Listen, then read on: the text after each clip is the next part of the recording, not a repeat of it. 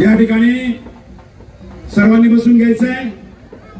संपूर्ण महाराष्ट्राचे लोकनाथ एकनाथ यांचं या फुरसुंगीच्या